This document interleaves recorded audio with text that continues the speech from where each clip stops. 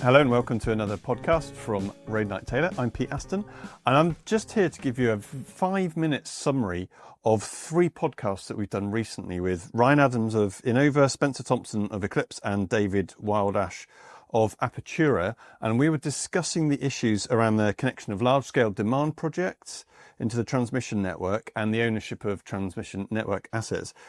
It was really great to talk to all 3 of them, and I want you to stop listening to me very shortly and go and listen to them and those 3 podcasts, which were great. But firstly, I just want to give you a quick summary of the key themes and issues that came out across those 3 discussions. So in terms of issues, the first issue was that demand projects can't own transmission network assets. That's been known for a long time, but it's really come up recently with these really large scale hyperscale demand projects that are coming through the network, and it's become a real issue that demand can't own transmission assets.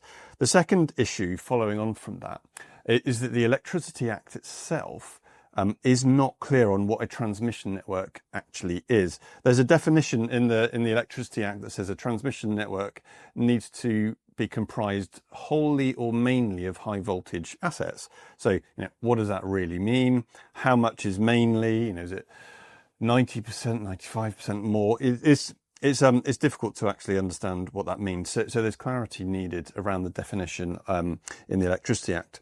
The third thing is that there's differences in how the transmission owners actually operate. So in Scotland, Scottish Power and SSE will already build the transmission network out to a customer's site, which is helpful because it means those customers then don't have to try and build that transmission network. Whereas in England and Wales, NGET have historically not built the transmission out to customers' sites. So customers are left having to do that network build themselves. And so that can cause quite significant issues. The fourth issue that was raised across the 3 podcasts was that around circuit breaker bay availability and hybrid projects. At the moment, it's very unclear whether a hybrid project of a large demand, say a data center and some sort of generating technology like battery energy storage or solar, can actually share a connection point, because there needs to be different bilateral connection agreements for the different technology types. And so if it's not possible to have hybrid projects in that way, then that proliferates a number of circuit breaker bays that need to be made available at the National Grid substation.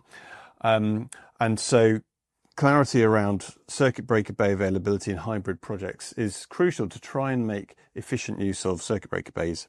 The fifth thing is the need for clarity and maybe change around the SQSS network security requirements. How many circuits does a 500 megawatt demand site actually need? Is it 3? Is it 4? Is it 2? What needs to be determined around that? What non-firm options can be provided for transmission connections? So issues around network security and SQSS really need to be solved. The 6th point that came out across the 3 podcasts was who's really taking a lead in the industry on this issue.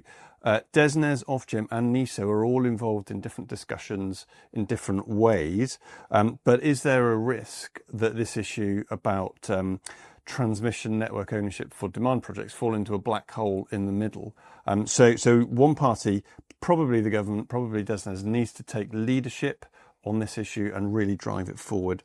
And the 7th issue was just around speed and pace. GB is competing with both Europe and the whole of the rest of the world in terms of data centers and potentially other technologies as well. So delays in trying to get these policy issues ironed out could prevent the rollout of data centers and other technologies. So speed was a real issue. And in terms of solutions, I think 3 things really came up quite strong in the podcasts. The first one is that Ofgem could quite quickly provide some clarity around what the Electricity Act actually says a transmission network is. That could be just done by a letter and potentially could be out early next year. And that would really help to clarify the situation. It could even allow demand projects to install a certain amount of transmission network assets and could really free up certain projects to move forward much more quickly. The second thing is that NGET could agree to build the transmission network out to customers' sites. So that potentially could happen quite quickly, although I guess there's a funding issue that would need to be considered from NGET as to how they do that. And then the third thing that could be pushed forward to really help this is to give demand projects a license. So provide a demand license in a similar way to there is for a generation license, but that's potentially got a longer tail to it.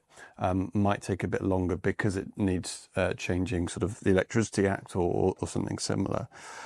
So there's definitely momentum building on this issue. I really encourage you to watch or listen to the 3 podcasts with the 3 guests that we had. All 3 of them give a slightly different angle, but all cover the same sort of issues that I just mentioned. But anyway, thanks for listening. I hope you can join us again for another podcast, but for now, goodbye.